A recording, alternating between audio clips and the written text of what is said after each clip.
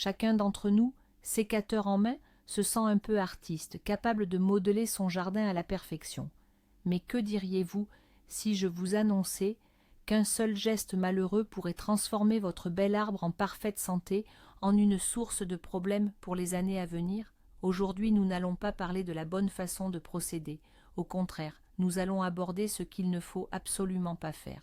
Nous allons décortiquer les erreurs de taille les plus insidieuses et les plus fréquentes au jardin. Et je vous le promets, après cette vidéo, vous poserez un regard entièrement nouveau sur vos outils.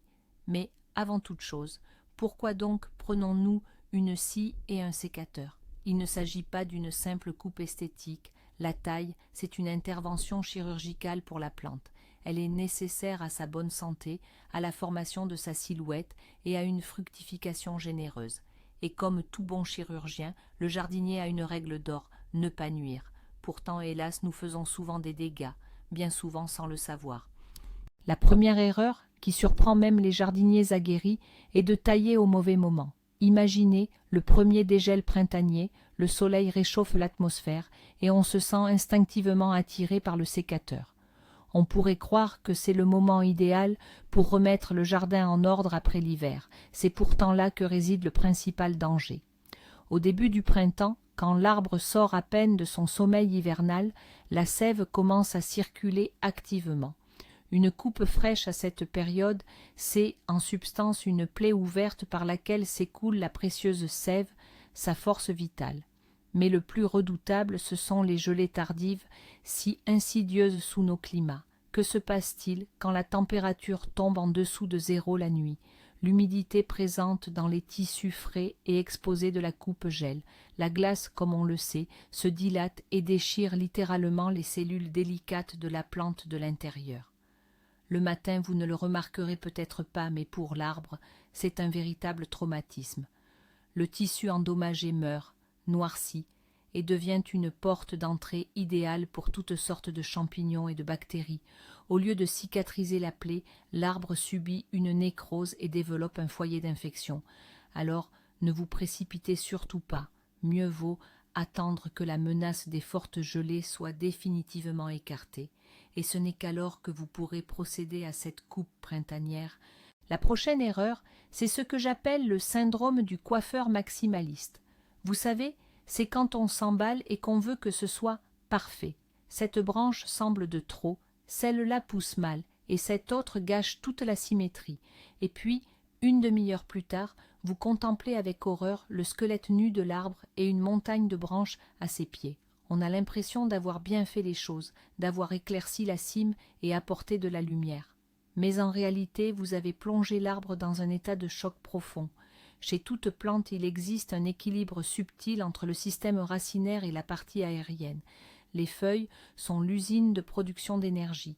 Lorsque vous retirez plus d'un tiers de la cime en une seule fois, vous privez l'arbre de ses panneaux solaires et de ses réserves d'énergie. Comment la plante réagit-elle à une telle agression? Elle le perçoit comme une menace mortelle et passe en mode survie. Toute son énergie n'est plus consacrée à la formation des bourgeons floraux et à la future récolte, mais à la production d'urgence de nouvelles masses végétales. Le résultat, c'est une croissance explosive de pousses faibles, minces et verticales, ce qu'on appelle des gourmands. Ils ne fructifient pas, mais ils densifient encore davantage la cime et épuisent l'arbre de toute sa sève. Au final, au lieu de lui être bénéfique, vous obtenez un arbre affaibli, malade, avec une cime chaotique. Alors, retenez ceci, moins c'est plus. Échelonnez les tailles importantes sur plusieurs saisons. Parlons maintenant de vos meilleurs alliés, vos outils. Souvent, nous blâmons la météo, les maladies ou les parasites, mais nous n'imaginons même pas que le pire ennemi de votre jardin puisse se cacher juste là, dans votre boîte à outils. Je parle du sécateur émoussé. Imaginez que vous essayez de couper du pain frais avec un couteau émoussé. Le résultat, des tranches déchirées, écrasées. C'est exactement ce qui arrive à une branche d'arbre vivante. Un sécateur émoussé ne coupe pas. Il écrase, déchire et effiloche les tissus végétaux délicats. Au lieu d'une coupe nette et lisse qui cicatriserait rapidement, vous obtenez une plaie déchiquetée aux bords effilochés et écrasés.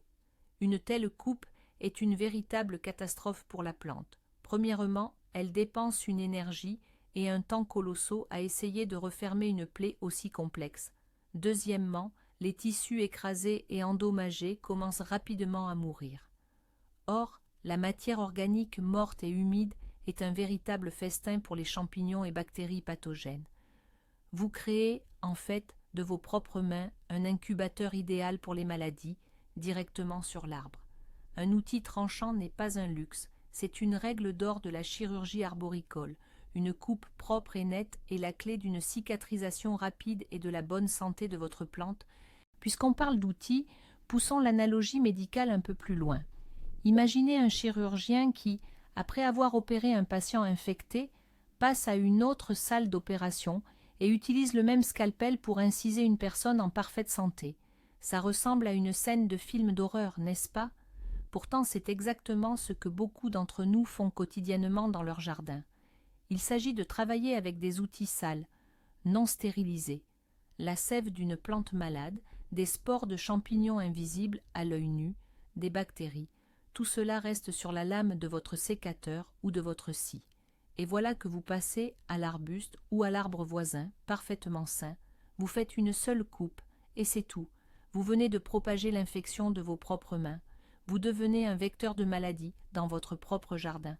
C'est particulièrement dangereux lors de la taille de vieux pommiers qui pourraient en souffrir du chancre bactérien ou de rosiers sujets aux maladies fongiques. La solution est d'une simplicité désarmante, mais on l'oublie pourtant si souvent. Après avoir travaillé sur chaque plante, surtout si elle vous semble suspecte, essuyez les lames de vos outils avec un désinfectant. Il peut s'agir d'alcool, de chlorhexidine ou d'antiseptiques spécifiques pour le jardin. Ce n'est pas de la paranoïa, mais une règle d'hygiène de base pour votre jardin. Passons à une autre pratique courante que vous avez sûrement déjà vue dans les vieux jardins. Il s'agit de laisser ce qu'on appelle des moignons. Lorsqu'un jardinier coupe une branche, il craint souvent d'endommager le tronc et laisse un petit chicot dépassé, une sorte de monument à la branche coupée. Cela semble inoffensif, après tout. Nous n'avons pas touché l'arbre principal. Mais en réalité, c'est l'une des erreurs les plus insidieuses. Voyons pourquoi c'est si néfaste. À la base de chaque branche se trouve un renflement annulaire spécial, appelé le bourrelet. C'est précisément là que se trouvent les cellules capables de former le cal, un tissu végétal qui, à l'instar de notre peau, referme la plaie. Lorsque vous laissez un moignon, vous faites la coupe loin de ce bourrelet. L'arbre ne peut tout simplement pas atteindre cette blessure pour la cicatriser. Que se passe-t-il ensuite? Le moignon, privé de sève, commence à mourir lentement. Il se dessèche, le bois se décompose, et ce morceau de bois mort et en décomposition devient un foyer et une source de nourriture idéaux pour les champignons et les parasites. Il s'installe d'abord sur le moignon, puis, comme sur un pont, il se propage au bois sain du tronc. Ce moignon agit comme une mèche qui allume la pourriture et la propage lentement, mais sûrement, au cœur même de votre arbre. Mais il existe aussi l'extrême inverse, tout aussi dangereux que de laisser un chicot. C'est la coupe à ras. Poussé par le désir de faire un travail impeccable et parfaitement lisse, le jardinier coupe la branche à ras du tronc sans laisser la moindre trace de son ancienne présence. À première vue, cela semble parfait. Le tronc est lisse, rien ne dépasse. Mais du point de vue biologique de l'arbre, c'est une véritable mutilation. Comme je l'ai déjà dit, à la base même de la branche, il y a ce que l'on appelle un bourrelet de cicatrisation. Ce n'est pas seulement un épaississement, c'est un organe vital de l'arbre. C'est là que sont concentrées les cellules responsables de la guérison. C'est, pour ainsi dire, sa trousse de premiers secours et son stock de matériaux de réparation tout en un. En pratiquant une coupe à ras du tronc, vous supprimez intégralement ce bourrelet. Vous privez l'arbre de son mécanisme naturel de cicatrisation. Il en résulte une plaie énorme et de forme anormale que l'arbre aura le plus grand mal à refermer. Elle mettra des années à cicatriser si elle y parvient un jour. Et pendant tout ce temps, elle restera une porte ouverte aux infections. La coupe correcte doit être faite juste après ce bourrelet de cicatrisation sans l'endommager. Elle doit être comme un prolongement de la ligne du tronc sans jamais l'entamer. Retenez bien ceci, votre rôle est d'aider l'arbre, pas de le rendre beau au détriment de sa santé. Et maintenant parlons un peu de géométrie. Oui, oui, vous avez bien entendu, même la géométrie est cruciale lors de la taille. Vous êtes-vous déjà demandé sous quel angle vous coupez les branches? La plupart des gens le font intuitivement, sans y prêter attention. Et c'est une erreur. Pourtant, un mauvais angle de coupe peut engendrer de sérieux problèmes. L'erreur la plus courante est la coupe horizontale parallèle au sol. Pourquoi est-ce un problème? Imaginez un toit plat sous la pluie. L'eau stagne et forme des flaques. Il se passe exactement la même chose sur une coupe de branches horizontale.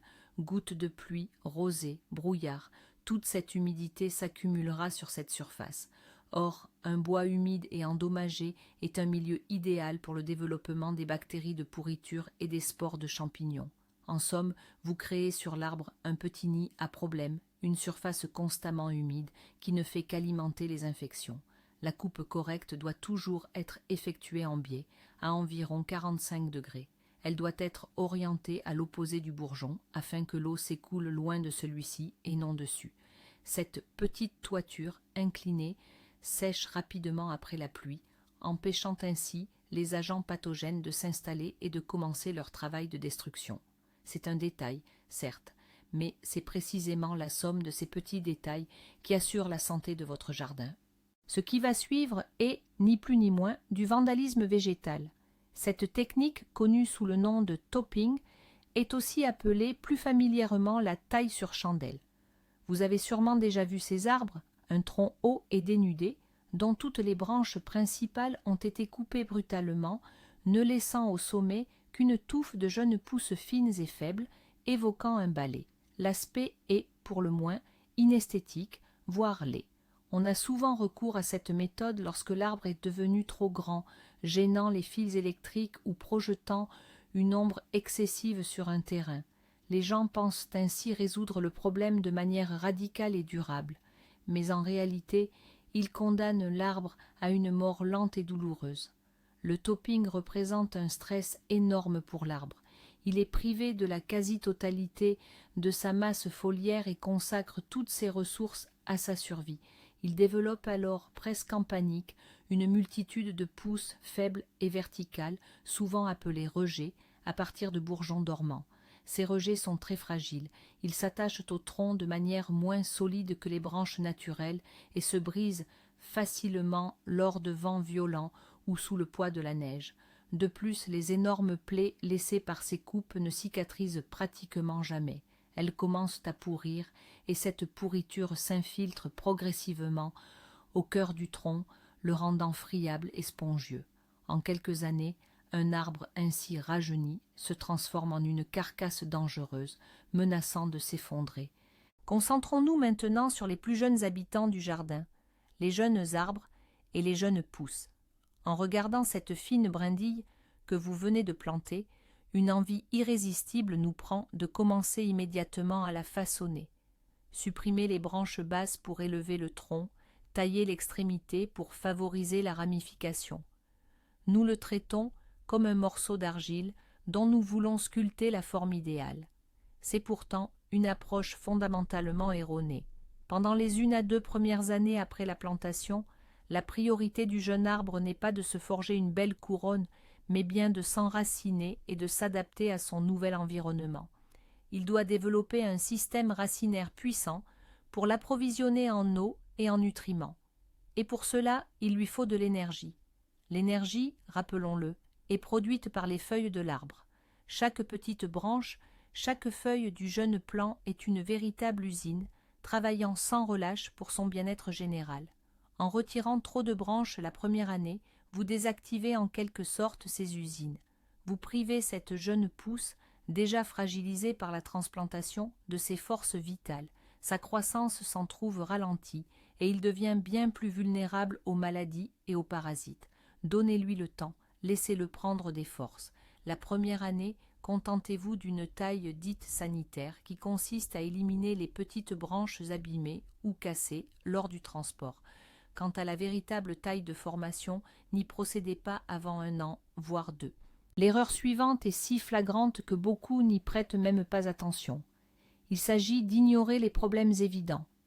On se promène dans le jardin, on observe nos arbres et on voit une branche est complètement desséchée, une autre s'est fendue après un coup de vent, et sur celle-ci des signes de maladie sont clairs, des excroissances ou des taches.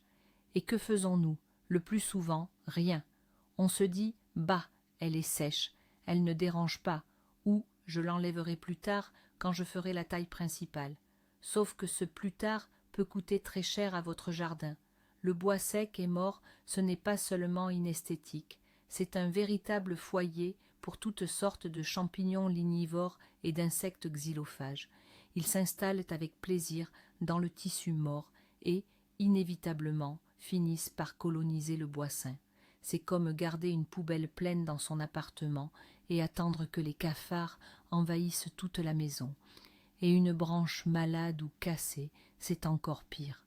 C'est une porte ouverte à n'importe quelle infection.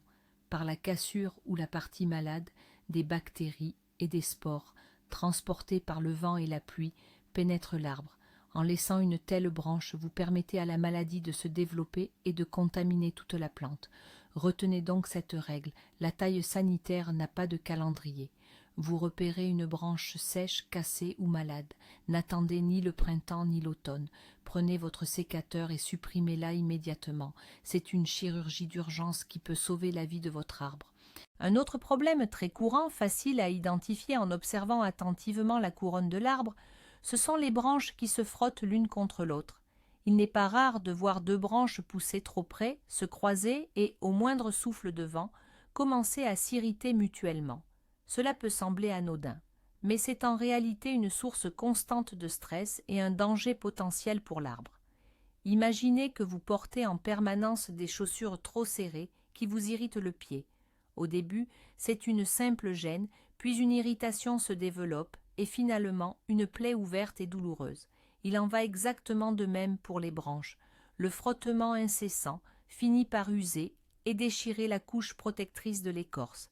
À cet endroit, une callosité se forme puis une blessure ouverte. Cette blessure ne cicatrise jamais car les branches, en continuant de bouger et de frotter, se blessent mutuellement sans cesse. Le bois humide et endommagé à cet endroit précis devient une porte d'entrée idéale pour les infections. Spores de champignons, bactéries, toutes s'infiltrent aisément à l'intérieur de la plante par cette brèche non protégée. Ainsi, lors de l'inspection de votre jardin, portez toujours une attention particulière à ces duos conflictuels. L'une des branches frottantes, généralement la plus faible ou celle qui pousse dans une direction inappropriée, doit être élaguée sans hésitation. Vous libérerez ainsi l'arbre d'une source constante d'irritation et d'une menace potentielle. À présent, parlons de ces profiteurs qui volent sans vergogne la force et les nutriments de votre arbre. Nous faisons référence aux gourmands et aux drageons. Voyons plus en détail ce que sont ces éléments. Les gourmands, ou rejets aquatiques, sont ces branches puissantes, souvent épaisses et à croissance verticale, qui apparaissent généralement sur les vieilles branches charpentières ou directement sur le tronc, souvent après une taille sévère. Les drageons, quant à eux, sont des pousses qui émergent directement des racines de l'arbre, au ras du sol. Ces deux types de pousses sont une réaction de défense de l'arbre face à un stress ou une blessure. Cependant, ils n'apportent aucun bénéfice. Ils se développent à une vitesse incroyable, puisant dans l'arbre une quantité énorme d'eau et de substances nutritives, et ce, alors qu'ils ne portent presque jamais de fruits. Leur seule et unique mission est de produire un maximum de masse foliaire le plus rapidement possible. En laissant les gourmands et les drageons sur votre arbre, vous nourrissez en quelque sorte une armée de parasites. Toute la sève qui pourrait servir à la formation des fruits, à la croissance des branches utiles ou au renforcement de l'immunité de l'arbre est détournée pour alimenter ces tirs au flanc. De plus, ils densifient excessivement la couronne, empêchant le soleil et l'air de pénétrer correctement. Il est impératif de les supprimer, et il faut le faire le plus tôt possible, tant qu'ils sont encore jeunes et verts. À ce stade, ils se cassent facilement à la main, sans laisser de plaies importantes. Ne laissez aucune chance à ces indésirables. Une autre erreur majeure réside dans une profonde méconnaissance de la nature intrinsèque de la plante. C'est vouloir lui imposer une forme qui contredit entièrement son développement naturel. Nous nous prenons pour des sculpteurs, mais notre matériau est un être vivant, doté de son propre code génétique. Un exemple classique est de tenter de transformer un saule pleureur, dont toute la splendeur réside dans ses branches retombant en cascade, en une boule géométrique rigide. Vous aurez beau le tailler sans cesse, il s'obstinera à émettre ses pousses retombantes, cherchant inlassablement à retrouver son port naturel. C'est une bataille perdue d'avance. Le résultat, non pas une plante magnifique, mais un organisme épuisé par des tailles incessantes, couvert de milliers de petites plaies et constamment sous stress. Il en va de même pour les tentatives de transformer un genévrier élancé et colonnaire en un buisson évasé, ou de contraindre un rosier grimpant à pousser en une boule compacte. Avant de saisir votre sécateur, marquez une pause et observez attentivement la plante. Quelle est sa forme naturelle? Comment aspire-t-elle à s'épanouir? Votre rôle de jardinier est simplement de l'accompagner, de sublimer sa beauté innée, et non de briser sa nature en lui imposant une apparence qui lui est totalement étrangère. Travaillez avec la nature, non contre elle.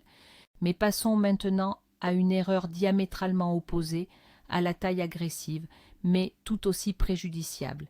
Il s'agit de la peur du sécateur. Le jardinier observe son arbuste ou son arbre devenu trop dense et craint de faire une mauvaise coupe, d'endommager la plante. Le résultat est qu'il ne fait absolument rien. Année après année, il repousse la taille et le jardin se transforme peu à peu en une jungle inextricable et abandonnée. Qu'advient-il d'un jardin devenu trop dense? Les branches commencent à pousser de manière chaotique, s'entremêlent et se gênent mutuellement. La lumière du soleil et l'air frais ne parviennent plus à pénétrer au cœur de la couronne, et c'est précisément là, dans l'obscurité et l'humidité, que se créent les conditions idéales pour le développement de maladies fongiques comme l'oïdium ou la tavelure. De plus, les plantes entrent en concurrence pour la lumière et les ressources. Les branches les plus fortes ombragent et étouffent les plus faibles. Les fruits ne se forment alors qu'à la périphérie de la couronne, là où le soleil peut encore les atteindre. Ils deviennent plus petits et perdent de leur saveur. Le rendement global chute. Un tel jardin, en plus de paraître négligé, est constamment sujet aux maladies. N'ayez pas peur de tailler. Une taille raisonnée et réfléchie n'est pas un mal, mais un véritable bienfait. Vous offrez à la plante lumière, air et un stimulant essentiel pour une croissance saine et une fructification abondante. Une autre erreur fondamentale qui réduit à néant tous les efforts est de tailler sans objectif. Imaginez quelqu'un qui se promène dans son jardin et de temps en temps coupe une branche avec son sécateur. Un coup ici, un coup là. Si on lui demande « Pourquoi as-tu coupé cette branche ?», il répondra probablement « Oh, je ne sais pas, elle m'a semblé de trop » ou « Juste comme ça, pour mettre un peu d'ordre ». C'est la pire approche possible. Chaque coupe que vous faites doit avoir une justification claire et précise. Vous devez comprendre pourquoi vous supprimez précisément cette branche et quel résultat vous espérez obtenir. Peut-être effectuez-vous une taille sanitaire en retirant une branche sèche ou malade, ou une taille de formation pour donner une bonne structure à la couronne d'un jeune arbre, ou une taille de rajeunissement pour stimuler la pousse de nouvelles pousses sur un vieux buisson, ou encore une taille d'éclaircissage pour laisser entrer la lumière et l'air dans la ramure. La taille n'est pas une coupe chaotique, mais un processus réfléchi. Avant de couper, arrêtez-vous un instant et posez-vous 3 questions. Pourquoi est-ce que je fais cela? Qu'est-ce qui va changer après avoir supprimé cette branche? Et est-ce que je ne vais pas nuire à la plante? Si vous n'avez pas de réponse claire, mieux vaut reposer votre sécateur et réfléchir à nouveau. Couper à l'aveuglette sans but précis est le moyen le plus sûr d'abîmer une plante et de n'obtenir aucun résultat positif. Tiens, en parlant de vieilles habitudes, profitons-en pour démonter un mythe particulièrement tenace et répandu, qui se transmet de génération en génération. Il s'agit du fameux conseil d'enduire généreusement toutes les coupes, même les plus petites, avec du mastic à greffer, de la peinture à l'huile ou des produits similaires. La logique, à première vue, semble implacable. On protège la plaie pour empêcher toute infection, un peu comme on met un pansement sur une coupure. Mais que nous disent les recherches modernes et les agronomes éclairés? Ils sont formels. Dans la grande majorité des cas, cette pratique est plus néfaste qu'utile. surtout quand on utilise des produits épais et visqueux comme le mastic à greffer. Alors, que se passe-t-il exactement quand on applique cette pâte sur une coupe fraîche et encore humide? On crée en fait une sorte de pansement hermétique. Sous ce pansement, dans un environnement chaud et humide, privé d'air, des conditions de serre idéales sont créées. Idéales pour qui? Pour les bactéries anaérobies et les spores de champignons, responsables de la pourriture. Vous pensez protéger la coupe, mais en réalité, vous y emprisonnez et conservez toute la microflore pathogène qui s'y est infiltrée depuis l'air. La plaie, sous ce cataplasme, ne respire plus, ne sèche pas et commence à pourrir de l'intérieur. La plupart des petites coupes, celles de 2 ou 3 cm de diamètre, un arbre en bonne santé est tout à fait capable de les cicatriser seul. Mieux vaut ne pas y toucher. Pour les coupes plus importantes, si l'on souhaite absolument les protéger, il est préférable de se tourner vers des produits modernes respirants ou une fine couche d'antiseptique. L'erreur suivante peut sembler anodine, mais elle est pourtant capable d'infliger de sérieuses blessures à votre arbre. Il s'agit d'une erreur dans le choix de l'outil. Chaque jardinier a son sécateur fétiche qu'il trouve pratique et qu'il a l'habitude d'utiliser. Et la tentation est grande de vouloir réaliser toutes les coupes avec ce seul et unique outil. Mais tenter de couper ou plutôt de sectionner une branche épaisse avec un petit sécateur à main, c'est véritablement maltraiter la plante. Les lames d'un sécateur sont conçues pour réaliser des coupes nettes sur des branches d'un diamètre bien précis. Lorsque vous essayez de croquer une branche trop épaisse avec, vous ne coupez pas, vous écrasez et vous brisez. Vous exercez une force considérable, l'écorce se déchire, le bois craque. Au mieux, vous n'obtiendrez pas une coupe nette, mais une affreuse plaie déchiquetée, pleine d'échardes et avec l'écorce arrachée. Au pire, la branche se brisera nette sous la pression, emportant avec elle un large morceau d'écorce et de bois du tronc. C'est comme tenter d'opérer quelqu'un avec un canif. Chaque outil a sa fonction propre.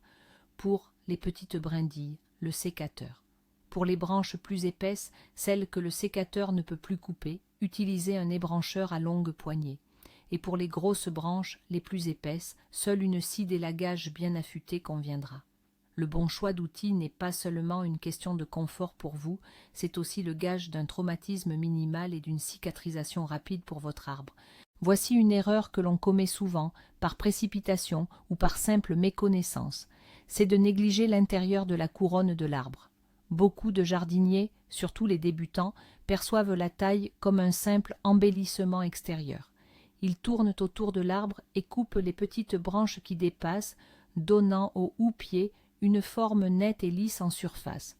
On obtient alors une belle boule ou un ovale d'un vert éclatant, mais que se passe-t-il au cœur de cette verdure?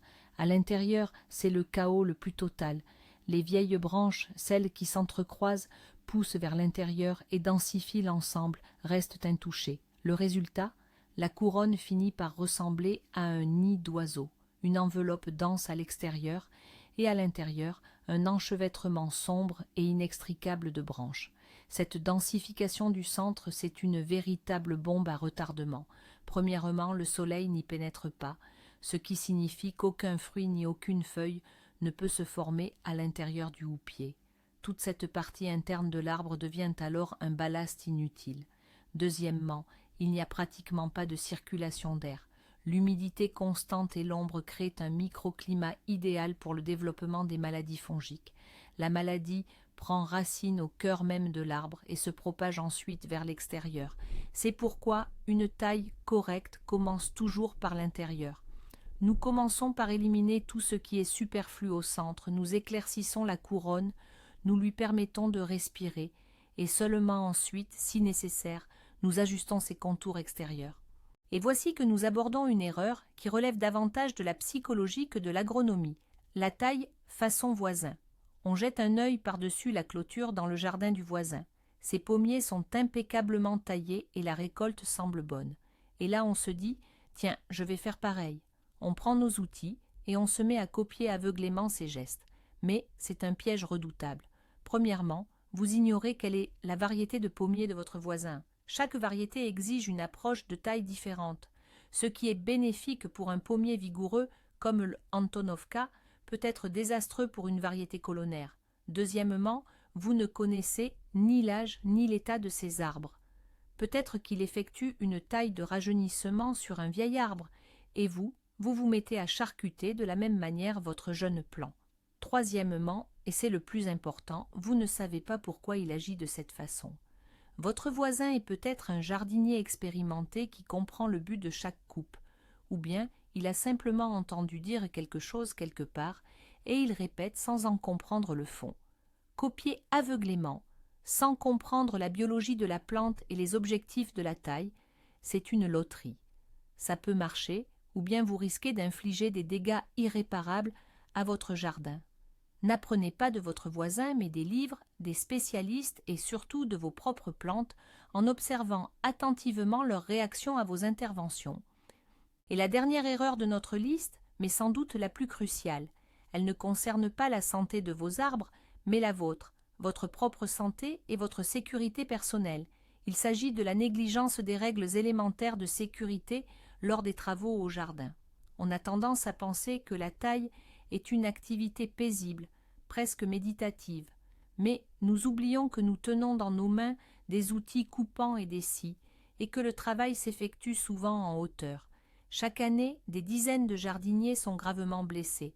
Une chute d'une échelle instable ou d'un tabouret bancal, c'est un classique qui peut malheureusement se solder par des fractures. Tenter d'atteindre une branche trop éloignée, perdre l'équilibre et se retrouver avec une coupure profonde causée par une scie ou un sécateur. Une branche lourde qui, en tombant lors de la coupe, peut rebondir et vous heurter la tête. C'est pourquoi, s'il vous plaît, ne négligez jamais votre sécurité. Assurez-vous que votre échelle est stable et posée sur une surface plane. Portez toujours des gants de protection solides pour vos mains. Si vous utilisez une scie au-dessus de votre tête, prenez le réflexe de porter des lunettes de protection pour éviter que des copeaux ne vous atteignent les yeux. Ne travaillez jamais seul si vous entreprenez une taille complexe ou à grande hauteur. Ne vous précipitez pas, il vaut mieux passer 5 minutes de plus à déplacer l'échelle que de risquer votre santé. Retenez bien ceci, aucun fruit, aucune belle fleur, aucun arbre, même le plus magnifique, ne justifie de compromettre votre sécurité. Alors, que se passe-t-il lorsque toutes ces erreurs, en apparence mineures, s'accumulent? Ce n'est pas seulement un jardin inesthétique ou mal entretenu, c'est un jardin qui souffre, c'est un jardin qui dépérit. Une coupe mal exécutée devient une porte ouverte aux champignons et aux bactéries. Une taille effectuée au mauvais moment peut vous priver de récoltes et de fleurs pour toute une année. Et un élagage agressif, une coupe à ras, peut tout simplement tuer un jeune arbre plein de vie que vous aviez planté avec tant d'amour. Le comble, c'est qu'en voulant bien faire, nous créons nous-mêmes les problèmes contre lesquels nous luttons ensuite héroïquement. Nous traitons des maladies que nous avons nous-mêmes introduites avec un sécateur sale. La principale conclusion de tout cela est simple. La taille n'est pas un acte de violence envers la plante, mais un dialogue réfléchi et respectueux avec elle. Il faut comprendre ce que vous faites, pourquoi vous le faites et quelles seront les conséquences de chaque coupe. Merci d'avoir regardé cette vidéo jusqu'à la fin. Si vous avez appris quelque chose de nouveau et d'utile, soutenez notre chaîne avec un like et un abonnement. Cela nous aide grandement à créer de nouveaux contenus pour vous. Et maintenant, une question pour vous. Laquelle de ces erreurs avez-vous commises dans votre jardin, sans même soupçonner que c'était une erreur? Ou peut-être avez-vous votre propre bourde que je n'ai pas mentionnée? Partagez votre expérience en commentaire. Apprenons de nos erreurs ensemble.